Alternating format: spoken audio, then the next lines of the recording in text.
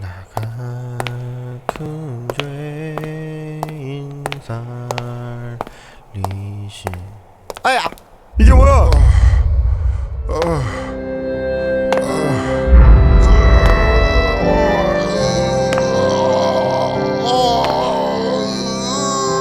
좁은 문으로 들어왔습니까? 좁은 문으로 들어온 사람은 좁은 길 걸어가야 합니다. 그러나 들어와 놓고는 겁이 나서 걸어가기를 싫어해요. 그리고는 넓은 길을 기웃기웃거리면서 그래서 적당히 교회만 드나드는 분들이 계세요. 그 결과 반드시 영생을 얻을 수 있다고 아무도 장담할 수가 없습니다. 생명이 실제가 됐다면, 이 신앙이 실제가 됐다면, 이 복음의 진리가 실제가 됐다면, 천국이 실제가 됐다면 억지로 죽지 못해 하는, 그냥 어렵고 힘들고 쥐어짜듯이 하는 이런 신앙생활이란 존재할 수가 없다는 것입니다.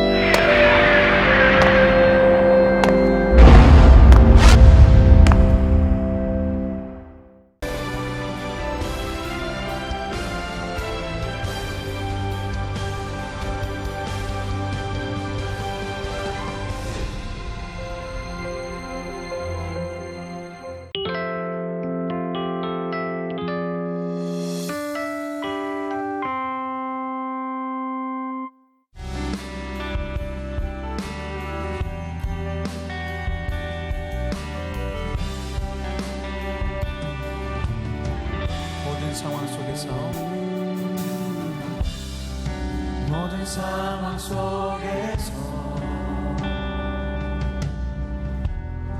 주를 찬양할지라.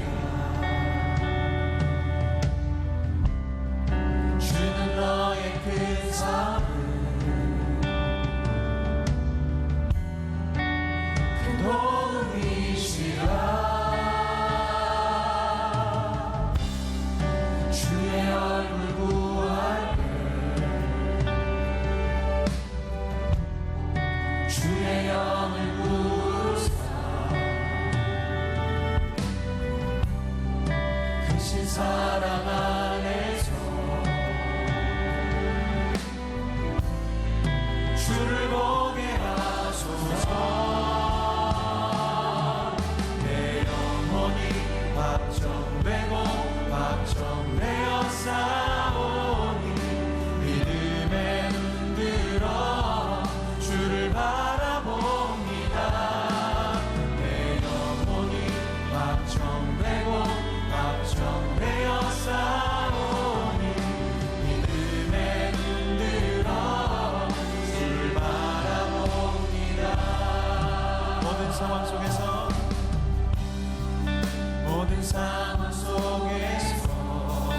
우린 주님 찬양하겠습니다.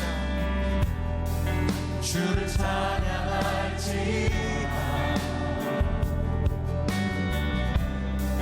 주는 너의 큰 사랑, 우리의 도움이십니다.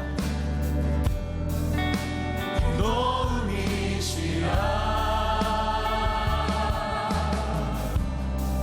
주의 얼굴 구할 때 주의 영을 부사 크신 사랑 안에서 이 시간 우리가 주님을 보기 원합니다. 주를 보게 하소서. 내 영혼이 확정되고 확정되어 싸우니 믿음에 눈들어 주를 바라봅니다. 내 영혼이 확정되고 확정되어 싸우니 믿음에 눈들어 주를 바라봅니다. 내 영혼이 확정되었습니다. 주님, 내 영혼이 확정되고 확정되어 싸우니 믿음에 아빠 되신 하나님을 바라봅니다. 내 영혼이 확정되고 확정되어 싸우니 믿음에 눈들어 주를 바라봅니다. 주를 찬양할 때 주의 나라 이미 임했네. 그 영원한 나라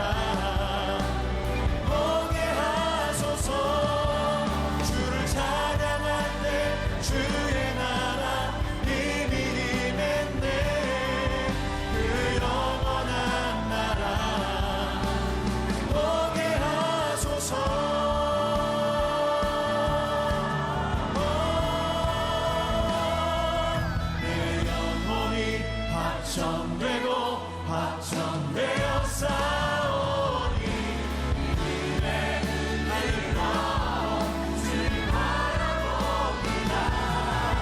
내 영혼이 확정되고 확정되어 싸우니 믿음의 눈으로 주를 바라봅니다. 내 영혼이 확정되고 확정되어 싸우니 내 영혼이 확정되고 확정되어 싸우니 믿음의 눈으로 주를 바라봅니다.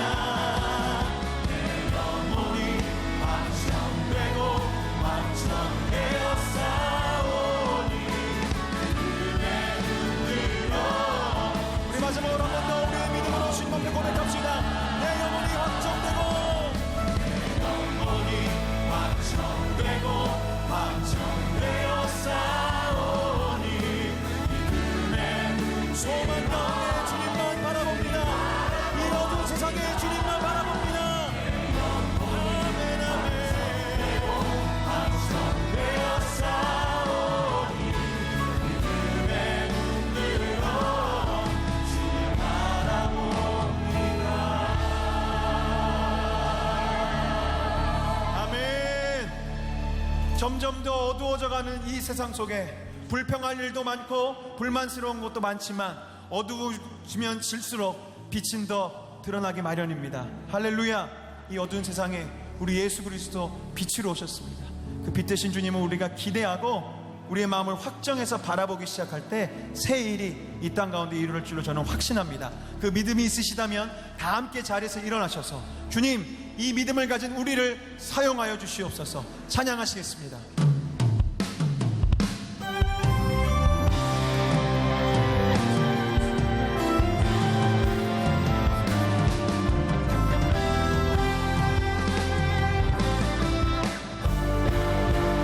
교회를 교회되고 예배를 예배되게 우리 사용하소서. 진정한 후계다 오늘 임하도록 우리 사용하소서. 교회를 교회되게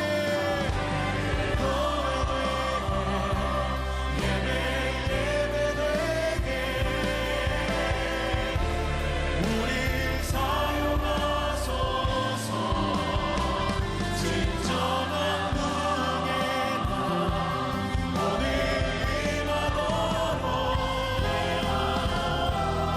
우리 사용하소서. 우리 믿음으로 선포합시다. 주님, 우리를 사용하여 주옵소서. 우리 사용하소서. 우리 교회를 좀 사용하여 주옵소서. 주님, 우리 사용하소서. 우리의 소망 되시는 하나님의 왕께 큰 감사와 영광의 박수를 드리십시다. 할렐루야.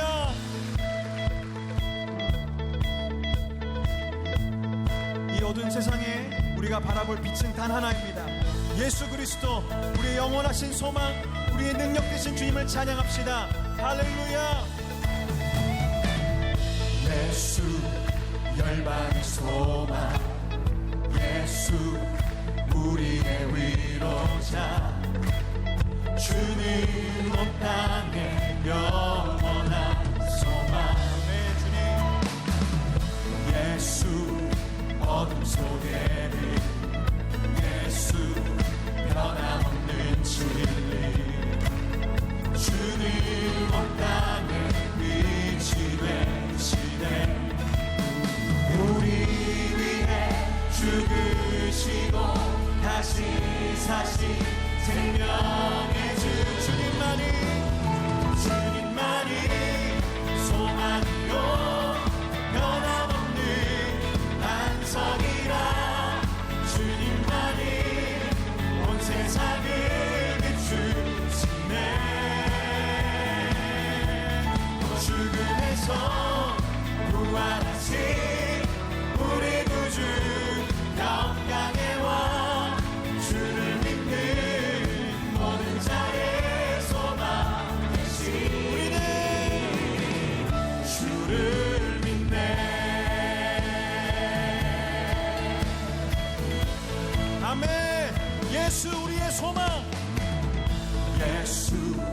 열방의 소망 예수 우리의 위로자 주는 온 땅에 영원한 소망 이 나라와 이 민족의 빛은 주님뿐이 없습니다. 예수 어둠 속의 빛 예수 변함없는 진리 주는 온 땅에 빛이 되시네 우리 위해 죽으시고 다시 사신 우리 위해 죽으시고 우리 위해 죽으시고 다시 사신 생명의 주 주님만이 소망이요 변함없는 반석이라 주님만이 온 세상을 비추시네 또 죽음에서 부활하신 우리 구주 영광의 왕 주를 믿는 모든 자의 소망 되시 주님만이 소망이요 주님만이 소망이요 변함없는 반석이라 주님만이 온 세상을 비추시네 죽음에서 부활하신 우리 구주 영광의 왕 주를 믿는 모든 자의 소망 한 번만 더 고백합시다. 주님만이 우리의 소망이요 주님만이 소망이요 변함없는 반석이라 이 어두운 세상에 온 세상은 주님만이 할렐루야 할렐루야 죽음에서 부활하신 우리 구주 영광의 왕 주를 믿는 모든 자의 소망 되시 우리는 주를 믿네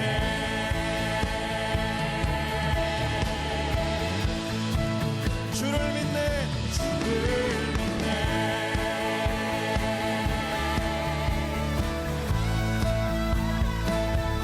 주를 믿네 우리의 영원한 소망 어둠 속에 빛이 되신 예수께 우리의 온 마음과 정성 다해 박수로 영광 돌리십시다. 주님을 인정합시다. 할렐루야 할렐루야 할렐루야 아멘 아멘 우리 하나님 살아계십니다. 하나님 살아계십니다. 하나님이 기뻐하시는 믿음은 반드시 그가 계신 것과 자기를 찾는 자들에게 상 주시는 이심을 믿는 그 믿음을 주님 기뻐하십니다. 계속해서 말씀드리지만 이 세상이 점점 더 어두워지고 죄악이 만연하고 욕심이 가득 차가고 있는 이 시대 속에서 우리는 참 많이 좌절하고 절망하지만 이럴 때일수록 예수 그리스도의 빛이 주님의 사랑이 더욱더 우리 마음 가운데 강력하게 비춰오는 줄로 저는 믿고요. 그 감사가 있습니다. 제가 말씀 앞에 서 시간에 다시 한번 찬양하실 때 주님 내가 100여 년 전 이 어둠 가운데에 복음 들고 들어왔던 믿음의 1세대들처럼 나도 주님만을 사랑하며 주님을 위하여 기꺼이 내 생명을 드리겠습니다. 그렇게 정말로 하나님 앞에 진심 어린 그 믿음의 고백으로 주님 앞에 찬양하시겠습니다.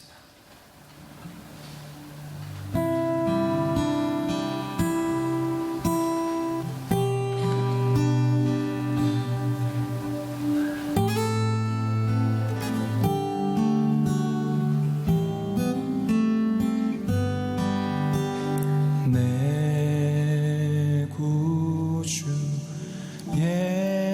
예수를 더욱 사랑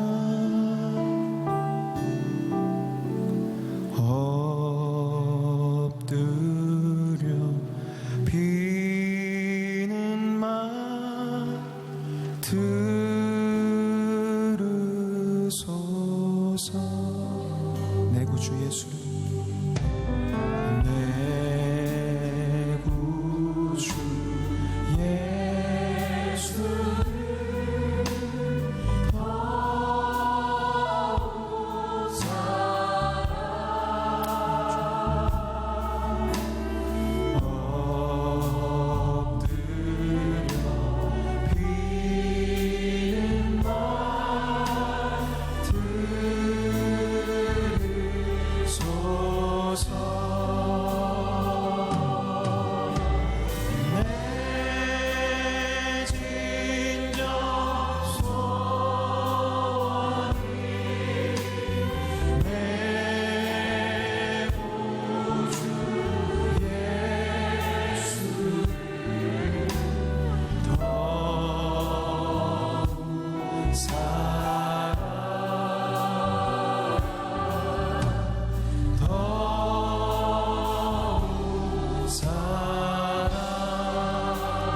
세상 나 기뻤어도 이전에 세상 나 기뻤어도 지금 내 기쁨은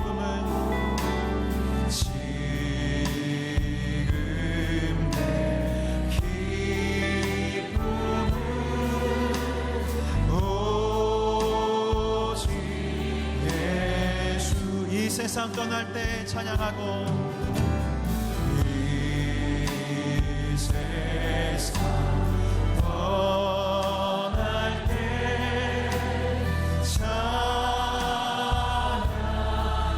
우리 순교자의 영성으로 우리 찬양합시다. 숨질 때 하는 말 숨질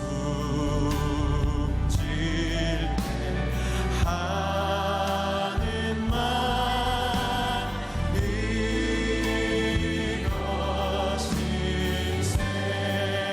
나만 내비는 말 나만 내비는 말 내 구주 예수를 더욱 사랑 예수님만 더욱 간절한 마음으로 우리의 목소리를 높여 주께 고백합시다. 내 구주 예수를 더욱 사랑 아버지 얻으려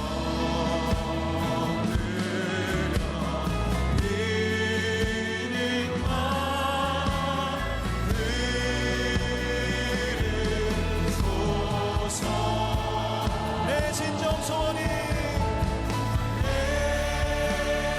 진정 소원이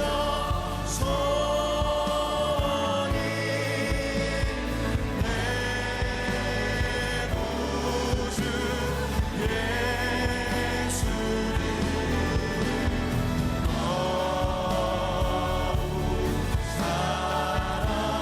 더욱 사랑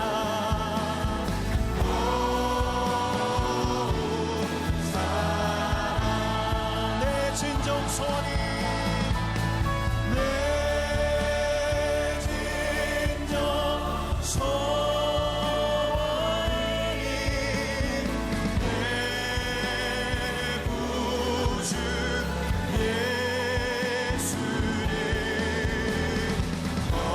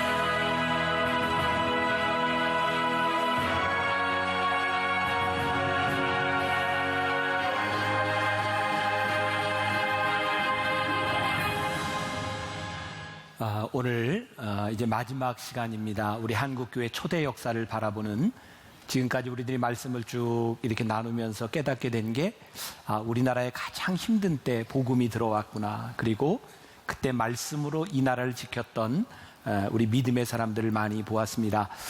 이 복음이 가장 빛나는 때는 가장 암울하고 어두운 때라는 생각이 듭니다. 제가 지난주에도 말씀을 드렸지만 제가 1년 반 전에 준비한 이 말씀이 어쩌면 우리 민족 대한민국에 이렇게 잘 맞을 수 있을까? 하나님께서 우리들에게 예비하신 그런 선한 뜻이 있다는 그런 생각도 합니다. 제가 이번 월요일 날 부산에 있는 어떤 교회를 우리 이제 대학원생들과 함께 이제 방문하는 그런 수업을 하게 되었는데, 그 교회 목사님이 굉장히 멋진 그 문장을 하나 이야기하더라고요. 제가 여러분들 그 문장을 이야기할 텐데, 이런 멋진 문장을 듣고도 감동이 안 되거나 그러면 여러분들이 정서적으로 좀 문제가 있는 분들이에요. 준비되셨어요? 네, 이런 이야기를 해요. 우리 인생의 벼랑 끝에서 밀리지 말고 벼랑 끝에서 날아보십시오. 이게 참 멋있는 얘기인데, 전 굉장히 멋지게 들었는데, 우리 인생의 벼랑 끝에서 밀리지 말고 날아보십시오. 아마 우리 민족뿐만 아니라 여러분들의 개인적인 삶에도 우리는 때때로 벼랑 끝과 같은 그런 순간들을 많이 경험합니다.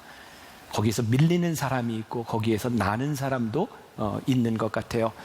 여러분들에게 계속해서 말씀드리는 연대가 있죠. 1885년 우리나라에 정식으로 선교사가 들어왔던, 바로 10년이 지난 1895년은 우리나라에 아주 비극적인 사건이 일어납니다. 아시죠? 을미사변. 명성황후가 일본 사람들에 의하여 살해를 당했던 해입니다. 그리고 1년 후에는 아관파천이라고 하는 비극적인 역사가 또 있죠. 우리나라 고종황제가 러시아 공사로 1년 동안 피난가 있던 그런 시기입니다. 이때 시민운동들이 많이 일어나기 시작합니다. 독립협회도 구성이 되게 되고, 그런데 이 어려움 가운데서 1904년에 우리가 잘 아는 러일 전쟁이 일어납니다. 전쟁이 1년 동안 우리나라에서 일어났고요. 일본이 승리한 1905년 을사늑약이라고 우리들이 부르죠. 아주 치욕스러운 외교권 국권을 다 빼앗기는 일이 일어납니다. 우리 민족에 참 힘들었던 그런 순간들, 그런데 우리 역사가 기록하는 것은 그 어려웠던 순간들 가운데서 기독교가 이 땅에 들어왔던 복음이 우리나라의 독립운동과 궤를 같이 했다는 거예요. 이유는 무엇일까요? 당시에 우리나라에 들어왔던 선교사들이 복음을 가르치면서 특히 우상숭배에 대한 이야기를 많이 했고요. 일제가 이 땅에 들어와서 신사참배를 하라고 하는, 일황에게 절을 하라고 하는 것은 신앙인들에게 받아들일 수 없는 일이었어요. 신앙과 이 나라가 가지고 있었던 동일한 문제를 가지고 싸우게 됐을 때 기독교는 서양의 종교가 아니라 우리의 종교로, 우리 민족을 위한 종교로 하나님께서 우리들에게 주신 것으로 우리들이 깨닫게 되죠. 저는 오늘날 기독교가, 교회가 이 사회에서 역할을 못한다고 하는 것은 더 이상 사회에 유익이 되지 않을 때다. 복음은 유익을 위해 존재하는 것은 아니지만 복음이 들어가는 곳에는 유익한 일이 일어나야 되는 거예요. 한국교회가 많이 어려운 이때에 우리들이 회복해야 될 것은 이 민족 가운데 이 복음이 어떤 역할을 하는 것인가. 그 초기 기독교 역사를 이제 통해 보면 우리나라에 많은 의사와 열사로 불리는 분들, 우리가 잘 아는 유관순, 안중근, 이상재, 남궁옥, 서재필, 이런 분들이 다 크리스찬들이었어요. 여러분들에게 하나 상식적으로 물어보죠. 의사와 열사의 차이를 아시나요? 안중근은 의사인가요, 열사인가요? 의사. 우리 공원에서 이게 폭탄을 투척했던 윤봉길, 의사. 유관순, 열사. 이 차이가 뭔지 아세요? 신문에 보니까 이렇게 나왔더라고요. 의사는 나라의 독립을 위해 물리적인 행동을 하다 죽은 사람을 의사라고 이야기를 하고요. 열사는 나라를 위해 고통을 당하면서도 절개를 지키며 죽어간 사람을 열사라고 이야기합니다. 그래서 의사는 싸우다 죽은 사람, 열사는 그냥 고통을 당한 사람을 이야기하죠. 아무튼 이 시대에 참 어려운 순간들, 고난의 시간들을 보내게 됩니다. 근데 오늘 제가 로마서 5장 3절, 4절, 5절 말씀을 본문으로 택했는데, 당시 사도 바울이 고통받고 있었던 그리스도인들에게 보낸 편지거든요. 그래서 오늘 말씀이 우리 상황에, 이 말씀에 잘 맞는다는 생각이 들어요. 3절과 4절에 이런 말씀이 있어요. 다만 이뿐 아니라 우리가 어떤 중에도, 환난 중에도 즐거워하나니 이는 환난은 인내를, 인내는 연단을, 연단은 소망을 이루는 줄 알미로다. 우리 기독교의 역사, 이 복음이 이 땅 위에서 가장 밝게 빛났던 것은 우리 민족이 겪고 있던 환난 가운데 일어난 일이었어요. 놀랍게도 환난과 핍박 가운데서 복음은 가장 큰 영향력을 가지기 시작합니다. 여러분, 우리 앞에 있는 저 십자가의 능력이 무엇일까요? 십자가는요, 예수님께서 우리들에게 보여주신 하나님께서 하시는 일은 세상의 방법과 같지 않다는 것이었어요. 세상은 힘과 권력을 가지고 일하지만 기독교의 역사, 복음의 역사는 십자가의 고난을 통하여 하나님이 영광을 이루신다는 거예요. 오늘 이 말씀을 듣는 여러분들 가운데 개인적인 고난을 경험하는 분이 있을 거예요. 그리고 지금 우리나라와 이 민족을 바라보며 어제 광화문에서 100만 정도의 사람이 모였다고 하는데, 우리들이 겪고 있는 이 어려운 시기들, 어쩌면 이 환난의 시기 가운데서 저는 복음이 가장 명확하게 전해질 수 있는 때라고 생각해요. 제가 군목 시절에 이렇게 참 힘들었던 적이 있어요. 뭐냐면 저희 친구 군목들이 이렇게 모이면 자기 부대에서 일어났던 일들을 이야기하거든요. 그런데 제 친구들이 참 자랑을 많이 했어요. 어떤 자랑을 했냐면, 내가 있는 부대에서는 아무 사고가 없어. 부대가 이렇게 평안해. 근데 참 이상하죠. 그러니까 그런 등식은 성립하지 않아야 하는데 왜 사고가 없으면 군목이 잘해서 이렇게 사고가 없는 것처럼 생각하는지. 근데 저희 부대는 제가 전방에 있을 때 군대에서 날 수 있는 사고란 사고는 다 났어요. 월북을 했고요, 수류탄이 터졌고요, 제가 있는 2년 동안 5명이 자살을 했고요, 트럭이 전복돼서 사람이 죽고요. 제가 친구들이 이야기를 할 때 저는 죄인 같았어요. 왜 우리 부대는 이렇게 사고가 많이 날까? 그리고 저희 지휘관이 믿음이 좋은 사람이었는데 매일 기도하는데 왜 이런 일이 일어날까? 저는 그때 일어났던 사고와 어려움들에 대한 이유와 답을 저는 알지는 못합니다. 그런데 그런 어려움들을 통해서 하나님께서 행하셨던 일들에 대한 고난의 의미는 압니다. 참 신기하죠. 사고가 나기 시작했는데, 제가 26세 목사가 돼서 군목을 갔으니까 다른 장교들에 비하면 저는 정말 어린, 계급도 중위밖에 되지 않는 사람이었는데, 놀랍게도 사고가 나면 날수록 하나님은 저를 쓰시는 거였어요. 부대에 자살 사건이 나서요, 부모님들이 와서 막 항의를 하고 행패를 부리는데 어떤 군인도 그걸 막을 수가 없는 거예요. 그때 26살밖에 안 된 군목인 제가 가서 부모들을 붙잡고 위로하고 기도하면서 참 놀랍게, 하나님이 나를 쓰시는구나 라는 것을 저는 경험했어요. 다시 말씀드립니다. 이 고난이 왜 일어나고 왜 그런 사고가 일어났는지 저는 답을 알지 못합니다. 그러나 고난과 어려움 가운데서 하나님이 나를 쓰실 수 있다고 하는 것을 저는 경험했어요. 여러분들에게 일어나고 있는 지금 이 나라와 이 민족 가운데 일어나고 있는 이 일들이 어떻게 해서 어떤 문제로 일어났는지 우리들이 무슨 것에 대한 해답을 줄 수는 없지만, 분명한 것은 이 고난과 어려움 가운데서 하나님이 우리를 쓰실 수 있는 일들이 일어나고 있다는 거예요. 저는 초기 이 땅에 복음이 들어와서 일어났던 많은 일 가운데 하나님이 쓰셨던 놀라운 일들, 중요한 연대, 제가 지난주에 여러분들에게 이 연대는 좀 기억했으면 좋겠다. 1903년, 역시 기대를 저버리시지 않는군요. 네, 원산 대부흥운동. 처음 듣는 듯한 표정 짓지만 1904년 웨일즈의 부흥운동, 그 다음에 1907년 평양 대부흥운동. 우리 크리스찬들에게 여러분들이 설교를 들으면서 1907년이라고 하는 이 연대를 많이 들었는데, 사실은 우리 역사책에서 여러분들이 역사를 배울 때 1907년은 우리 민족에게 참 많은 고난의 정말 수치스러운 일이 일어났던 해입니다. 1907년 고종이 퇴위하고 일제에 의해서 순종이 어린 나이에 즉위했던 때고, 이때 정미 7조약이라고 하는 것을 통해서 우리나라의 모든 주권을 빼앗기는 가장 수치스러운 일이 이때 일어나고, 그래서 정미 의병운동, 사람들이 의병으로 일어나서 싸우는 일들이 일어납니다. 그런데 그때 평양 대부흥운동이 동일하게 일어나고 있었어요. 3년 후에 우리는 한일 합방이라고 하는 우리 역사 가운데 가장 수치스러운 일을 경험하게 됩니다. 저는 믿음으로 이렇게 해석합니다. 1907년 부흥운동이 일어났던 것은 1910년 이후에 우리 민족이 걸어야 했던 가장 암울했던 시기를 준비할 수 있도록, 하나님께서 영적으로 깨어있을 수 있도록 우리들에게 주신 축복의 시간이었다고 저는 믿습니다. 여러분, 1907년 우리가 흔히 이야기하는 정미 7조약, 이 시간을 계기로 해서 많은 우리 애국지사들이 변절합니다. 그 중에 하나가 독립협회에서 활동을 하던 유명한 윤치호 선생 같은 분이 친일로 바뀌죠. 윤치호는 왜 바뀌었을까요?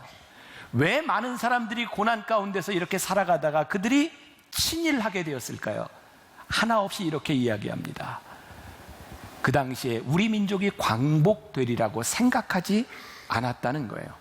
여러분, 암살이라고 하는 영화 보셨죠? 거기에 나쁜 경찰 이정재가 마지막에 죽는 그런 장면이 나오는데 사람들이 묻죠. 당신은 왜 친일했냐고.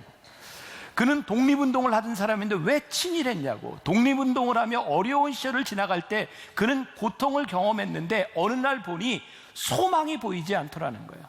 저는 오늘 우리들이 읽은 본문 말씀 너무너무 중요하다고 생각하는데요. 환난을 통해서 우리들이 연단되고 소망을 가질 때 우리들이 환난을 이길 수 있는데 어느 날 소망이 사라지면 우리들이 모든 것을 잃어버리게 되는 거죠. 저에게 무척 좀 당황스러웠던 일이 있었어요. 몇 년 전입니다. 저희 교회에 어떤 사업하는 분이 처음으로 등록해서 예수를 믿기 시작했어요. 정말 믿음이 잘 자라났고요. 세례도 받고 영성훈련도 갔다 오고. 그런데 이분의 사업이 너무 많은 어려움 가운데 사업이 거의 망하게 되었어요. 목사로도 참 힘든 거죠. 아니, 예수를 믿고 사업이 잘 돼야 되는데, 인생이 잘 풀려야 하는데 하나님 어떻게 이렇게 어려운 일이 있나요? 제가 그분에게 할 말이 없었어요. 근데 그분이 한 번은 저에게 이런 얘기하다. 목사님, 전 너무너무 감사한데요, 만일 저에게 신앙이 없이 제가 믿음을 가지지 않은 채로 이런 어려움을 당했다면 저 견디지 못했을 것 같아요. 근데 하나님이 저에게 믿음을 주셔서 이 어려운 때를 지나갈 수 있도록 저에게 힘을 주셨어요. 제가 여러분들에게 정말 말씀드리고 싶은 게 있거든요. 여러분, 예수를 믿는다고, 하나님을 믿는다고 우리들의 삶의 고난이 피해가지 않습니다. 이 땅 위에 살고 있는 모든 사람들은 자기의 십자가가 있고 때로 자기가 지어야 되는 고난의 시간들이 있어요. 우리 민족도 마찬가지예요. 믿음은, 하나님을 믿는 믿음과 복음은 우리들에게 절망과 시련과 어두움 가운데서 소망을 바라보고 우리들이 끝까지 갈 수 있는 믿음의 끈으로 우리를 붙잡아주는 거죠. 우리 시대에 믿음을 가졌던 사람들을 통해서 끝까지 소망을 가지고 일했던 사람들, 제가 몇 주 전에 강화도에 대한 이야기를 했죠. 강화도의 복음의 역사는 1893년에 시작이 됩니다. 여러분, 1907년 정미 7조약이 일어났던, 의병운동이 일어났던 그 해에 강화도에는 이미 17개 교회의 교인이 3,000명 정도 되었다고 합니다. 그때 강화도에서 의병운동이 일어나요. 그때 의병대장이 누구냐면 이동휘라는 분입니다. 들어보셨나요? 우리나라 임시정부에서 국무총리를 지냈던 이동휘, 그분이 이런 모토를 가지고 있어서 나라를 구하려면 예수를 믿어야 됩니다. 그래서 그분은 일동일교 운동을 벌였는데요, 강화도에 있는 모든 마을마다 한 교회, 한 학교를 세우는 운동을 합니다. 물론 이분도 체포되었고 그리고 망명을 가게 되었고 임시정부에서 일하게 되죠.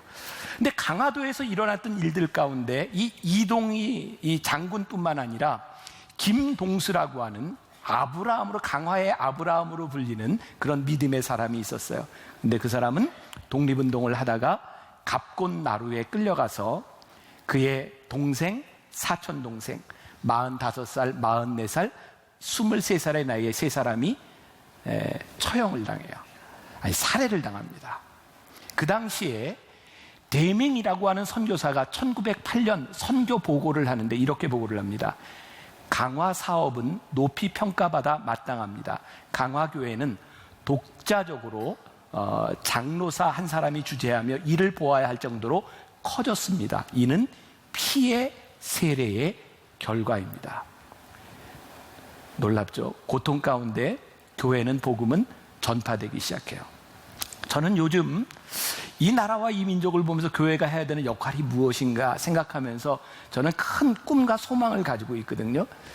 놀랍게도 이 땅에 복음이 들어왔을 때 우리나라에 있는 리 단위까지 모든 것에 교회가 세워집니다. 여러분, 우리나라에 리 단위까지 동일한 조직을 가지고 있는 것은 동사무소와 교회밖에 없습니다.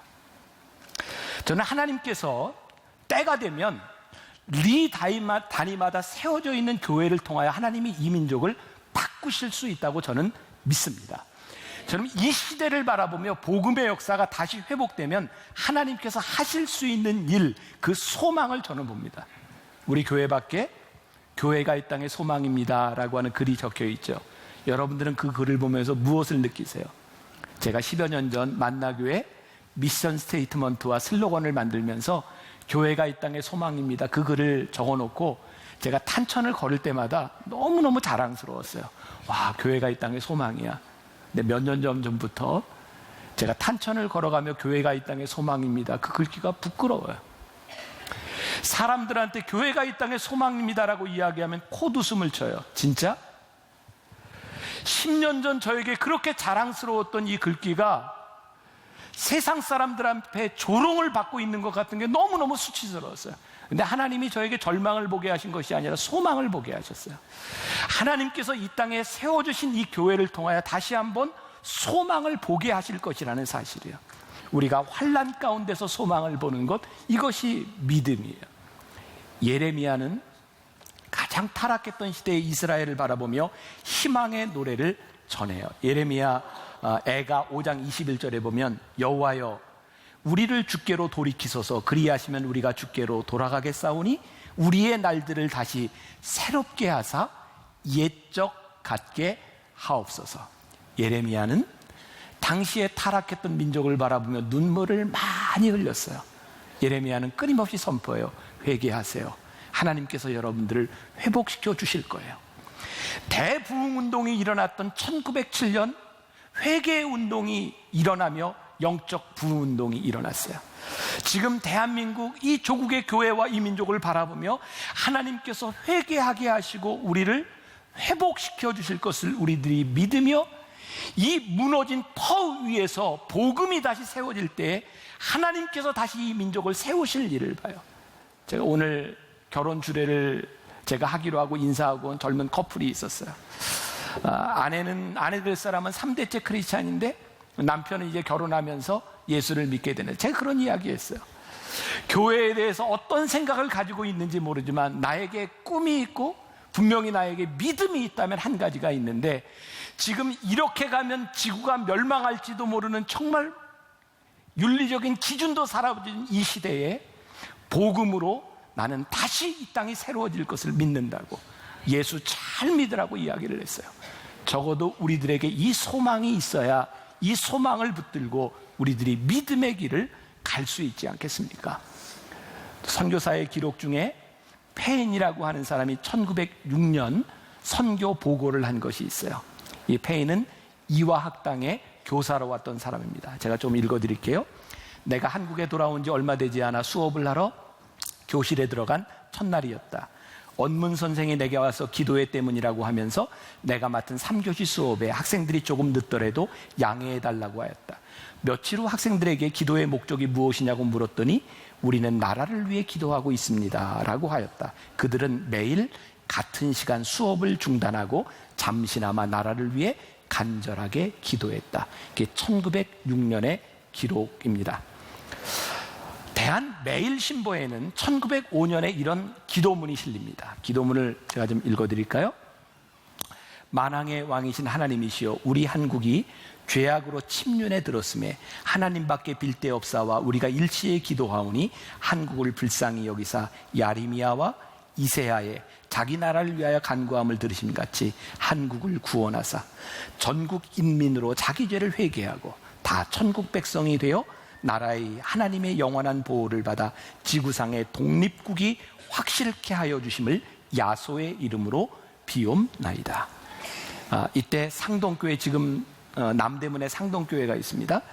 당시 1905년에 안수를 받았던 전덕기 목사님, 여러분들 이준 열사를 아시죠?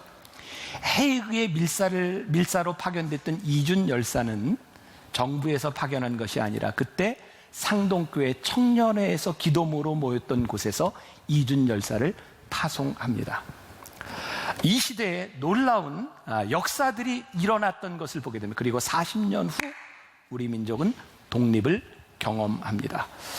저희 아버님이 살아계실 때 이런 말씀을 하시기 참 멋진 얘기입니다. 감동하셔야 돼요. 복음에는 국경이 없지만 믿는 이들에게 조국은 있다. 이거 써먹으세요 하셔서. 복음에는 국경이 없습니다. 그러나 믿는 우리들에게 조국은 있습니다. 하나님께서 우리들이 살아가야 될 이 땅을 주신 것, 그것은 우리들에게 의무와 책임도 주셨다는 거예요. 이 민족을 위하여 우리들이 기도해야 되고 소망의 끈을 놓지 않아야 돼요. 제가 계속해서 여러분들에게 이런 말씀드리죠.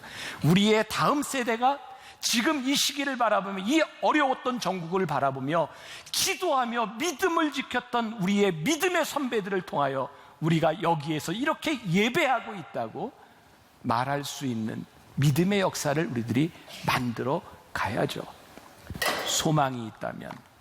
오늘 본문 말씀 4절과 5절 다시 보세요. 인내는 연단을, 연단은 소망을 이루는 줄 알미로다. 소망이 우리를 부끄럽게 하지 아니함은 우리에게 주신 성령으로 말미암아 하나님의 사랑이 우리 마음에 부은 바 됨이니. 3절부터 4절 5절에 이런 말이 등장해요. 시험, 인내, 연단, 소망. 현대인의 성경에는 이렇게 표현을 했어요. 인내는 연단된 인격은 희망을 갖게 한다는 것을 알기 때문입니다. 연단을 통해 우리의 인격이 만들어져요. 이 연단된 인격은 소망을 가져요. 근데 저는 반대로 이런 생각을 해요. 우리들에게 소망이 있으면 인내가 연단을 통하여 우리의 인격을 만들어내요. 우리가 믿음의 사람들이 소망의 끈을 놓지 않는 한 하나님이 우리를 빚어가시는 놀라운 역사들을 우리들이 체험하고 경험할 수 있어요. 여러분들에게 묻습니다. 여러분들 삶에 어떤 고난이 있으세요? 그 고난이 여러분들을 인격적으로 만들어 가신다고 믿으십니까? 그 고난을 통하여 여러분들이 소망을 볼 수 있다고 여러분들이 믿으실 수 있나요? 저는 개인적으로요, 여러분들이 가끔 그런 고백하잖아요. 요즘은 제가 이제 안식년을 지나면서 많이 보기에도 건강해 보이죠? 제가 진짜 건강 자신했던 사람인데 정말 어느 날 무너졌던 건강, 제가 너무너무 힘들었거든요. 근데 하나님께 그런 고백을 요즘 와서 참 많이 해요. 하나님은 제 건강을 무너뜨리셔서 하나님은 저를 사람을 만들어 가셨어요. 제가 여러분들에게 이런 고백하잖아요. 제가 만일 아프지 않았다면 전 진짜 나쁜 목사가 됐을 것 같아요. 제가 아프지 않았다면 하나님 없이 제가 모든 걸 할 수 있다고 생각했을 것 같아요.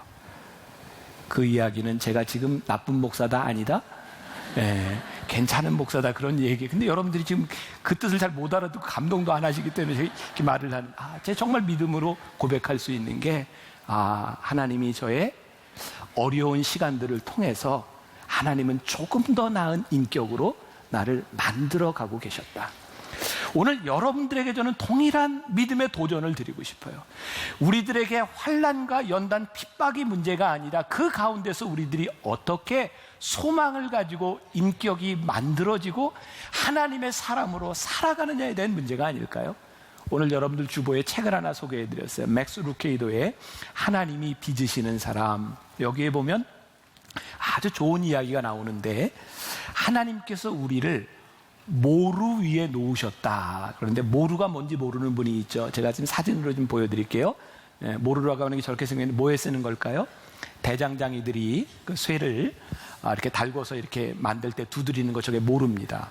하나님이 우리를 모루 위에 얹어 놓으셨다는 거예요. 그러면 모루 위에 얹어 놓은 달가진 쇠덩어리를 대장장이가 어떻게 할까요? 때리죠. 아픕니다.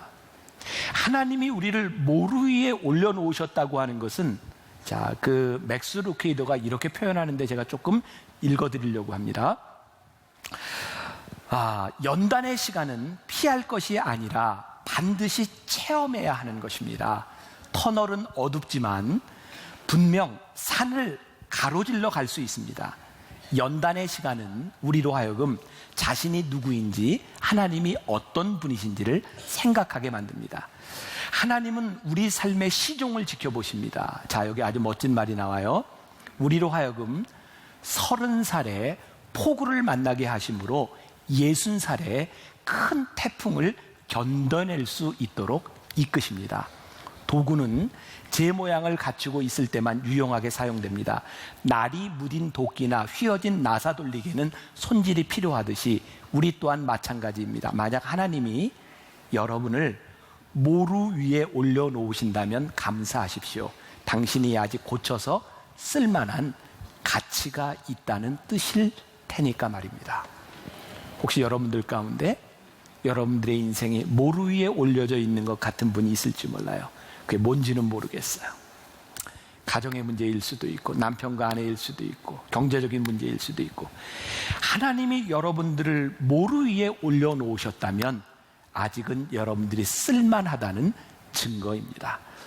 제가 어떤 목사님의 이야기를 들으면 참 멋지다는 생각을 해서 이 목사님이 이런 얘기 하더라고요. 본인은 목회를 하면서 내 신앙의 가장 위험한 순간이 언제냐 하니까 어느 날 나에게 안정감이 들 때 가장 위험한 순간이라는 거예요. 내 삶에 안정감이 들면 그 안정감으로 인해 나에게 주어진 기득권을 누리려고 하고 그 기득권을 가지고 힘을 쓰려고 하기 때문에 안정감은 내 삶의 가장 큰 위기입니다. 그래서 그 목사님은 안정감이 들 때 이 안정감을 벗어나려고 노력한다는 거예요. 저는 정말 여러분들의 그런 고백을 할 수 있어요. 제가 목회를 하면서요, 제가 믿음으로 고백하는 것이 힘들고 어려운 문제가 생길 때마다 저에게는 기대감이 생겨요. 왜? 이 일을 통해서 하나님이 무슨 일을 하려고 하시지? 이건 좋은 것은 아닐 것 같은데 제가 너무너무 편안한 시간을 지날 때는 또 늘 기대감이 생겨요. 언제 어려움이 오지? 어려움을 늘 기대해요. 물론 이것이 저를 편하게 하는 일은 아닙니다. 그러나 우리의 인생 가운데서 안정감이 우리를 망가뜨린다면 우리들에게 오는 어려움은 우리를 하나님의 사람으로 빚어가고 있다는 거예요. 제가 오늘 또 하나 멋진 말을, 이건 좀 써먹으셔야 돼요. 여러분 자녀들한테도 그렇고. 아랍 속담에 이런 말이 있습니다. 잘 기억해 쓰실 분은 쓰세요. 햇빛만 쏟아지는 곳은 사막이 된다. 아랍의 속담입니다. 무슨 얘기를 해도 감동하지 않는 여러분들 때문에 제가 당황스러워요. 햇빛만 쏟아지는 곳은 뭐가 된다고요? 사막이 된다고요. 햇빛이 들어요. 어쩌면 우리들의 인생에 비가 들이치고 비바람이 치고 폭풍이 치는 것을 우리들이 싫어할지 모르지만 햇빛만 드는 곳은 사막이 됩니다. 우리의 인생에는 비도 비바람도 폭풍도 우리들에게 필요한 거예요.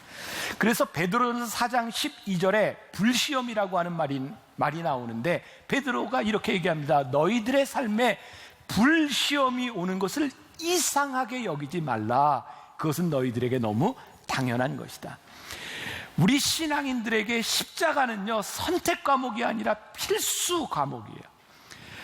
종류는 틀리고 크기는 틀릴지 모르지만 우리들에게 오는 십자가는 우리들이 선택할 수 있는 것이 아니라 우리들이 필수적으로 져야 하는 거예요. 1910년 한일 합방이 되면서 일어났던 유명한 105인 사건이 있어요. 당시 총독이었던 데라우치 그 저격 사건을 일제가 조작하죠. 그래서 사람들을 600명 정도 이렇게 체포합니다. 그래서 우리나라의 신민회가 다 무너지게 되는, 그리고 일진회가 생기고 굉장히 어려운 일이 생겨요.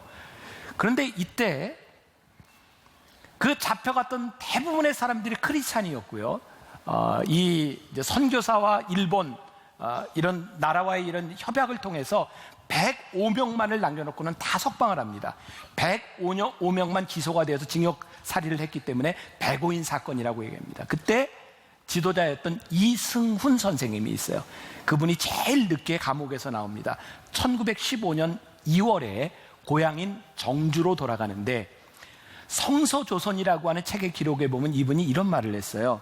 감옥이란 이상한 곳인걸. 강철같이 굳어져 나온 사람도 있고 썩은 겨룹대처럼 흩어져서 나오는 사람도 있거든. 그는 감옥에서 신약 성경을 100번 통독하고 기도하는 재미를 얻었다고 이야기합니다. 그는 이렇게 말을 합니다. 감옥에서 어떻게 그리 기쁜지 몰랐어. 곧 당신이 내 머리 위에 계신 것 같았어. 그는 감옥에서 있었던 시기에 멋진 신앙의 고백을 합니다. 우리들이 감옥이든 아니든 우리들이 어디에 처했든 우리들이 하나님의 은혜를 맛볼 수 있는 것은 우리들에게 끊이지 아니하는 소망을 가지고 살아갈 때 우리들이 맛볼 수 있는 거예요. 베드로전서 4장 14절 너희가 그리스도의 이름으로 치욕을 당하면 복 있는 자로다. 영광의 영 곧 하나님의 영이 너희 위에 계심이로다. 와, 멋지잖아요. 우리들이 예수의 이름으로 치욕을 당하면 너희는 복 있는 자로다. 너희의 머리 위에 하나님의 영광이 있다.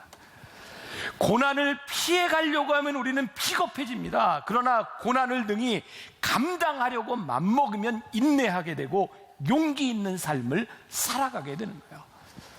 제가 한국교회와 이민족의 소망을 보는 것, 저는 오히려 조금 더 나갑니다. 이 나라와 이민족과 한국교회에 조금 더 고난이 필요하겠다. 조금 더 아파야 되겠다. 조금 더 힘들어야 되겠다. 어쩌면 하나님께서 우리를 만들어 가시는 이 과정을 우리들이 경험할 수 있는 것이 아닐까. 조금 아까 이야기했던 하나님이 빚어지는 사람 맥스 루케이도가 이런 말을 하죠. 터널을 지날 때 캄캄하지만 우리가 믿는 것은 이 터널을 지나가면 산을 가로질러 가게 된다는 거예요. 믿음의 사람 다윗이 시편 23편에서 내가 사망의 음침한 골짜기를 다닐지라도 해를 두려워하지 않을 것은 주의 지팡이와 막대기가 나를 안위하시나이다. 우리는 모두가 우리들의 삶에 십자가뿐만 아니라 어두운 터널을 지날 때 있어요. 어떤 분은 지금 터널 한가운데 있을 수도 있고 터널 앞에 있을 수도 있고 터널을 빠져나왔을 수도 있어요.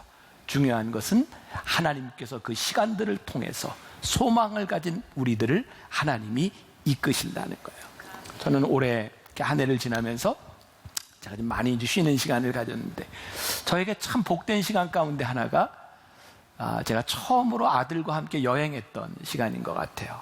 열흘 넘게 이렇게 둘이만 여행을 했는데 제 연배 목사님들이 굉장히 걱정을 많이 하거든요. 아들하고 둘이 다니다가 정난다고, 이렇게 아버지하고 아들하고 그렇게 이렇게 쉽게 여행이 안 된다고. 근데 저는 참 좋은 시간을 가졌는데 이제 저희 아들내미가 이제 미국에서 대학원을 마치면 이제 신대원을 마치면 이제 군대를 가야 돼요. 내년에 군대를 가야 되는데 아마 졸업하고 군대 갈 때까지 몇 달의 시간이 남는 것 같아요. 저에게 이런 얘기를 하더라고요. 아빠, 몇 달 동안 제가 경험할 수 있는 제일 어려운 곳에 저를 좀 보내주세요. 그게 아프리카가 됐든 남미가 됐든 제일 어려운 곳에 저를 좀 보내주세요. 그래서 왜? 그랬더니 아빠, 제가 목회를 하려면 정말 힘든 것을 경험해야 제가 목회자가 될 수 있을 것 같아요. 제가 그 말을 듣고 제 마음이 참 기뻤어요. 그래, 내가 너를 보내주리라. 보내주리라. 제가 지금 마음에 지금 결심을 하고 찾고 있어요. 어디가 지금 제일 힘든 데고 어려운 데인지. 근데 저희 아버님이 저를 키울 때도 그렇게 말씀하셨거든요. 험한 파도라야 유능한 선장을 만드느니라. 하나님께서 우리를 모루 위에 얹어 놓으셨을 때, 때로 우리를 고난의 파도 가운데 우리를 놓으셨을 때 하나님은 우리를 포기하지 않으신다는 증거예요. 하나님이 우리를 만들어 가신다는 증거예요. 하나님께서 여러분들에게 이렇게 물으실 거예요. 사랑하는 아들아, 사랑하는 딸아, 너에게 주어진 십자가를 질 수 있니? 예, 하나님, 저에게 주어진 십자가 제가 지겠습니다. 왜냐하면 십자가 가운데 제가 소망을 보기 때문입니다. 그 소망이 저를 인내하게 만들고 그 소망이 나를 연단하여서 저를 하나님의 사람으로 만들어 가심을 믿기 때문입니다. 사랑하는 여러분, 지금 우리나라 대한민국을 바라보며 저는 연단받고 있다고 생각하거든요. 소망을 보십시오. 환난 가운데 소망을 보십시오. 우리가 믿음의 사람으로 선포해야 될 것들이 있어요. 여러분, 예언자는 질책도 하지만 위로도 해요. 질책은 정의고 위로는 사랑이에요. 세상 사람들은 누군가에게 비난하고 이 책임을 돌리려고 하지만 우리가 바로잡아야 될 정의와 우리들이 고쳐야 될 것들이 분명히 있지만 우리들이 또 하나 가져야 될 사랑과 우리들 스스로 돌이켜봐야 될 내면의 모습들, 그것을 갖추어야 우리가 그리스도인이라고 불릴 수 있는 거예요. 이 어려운 시국을 지나가며 저는 우리가, 여러분들이, 이 교회가 그리스도인의 빛을 드러낼 수 있는 때라고 생각해요. 우리가 그 일을 위해서 함께 기도하고 우리에게 주어진 십자가를 함께 질 수 있는 여러분들이 되시기를 주님의 이름으로 간절히 축원합니다.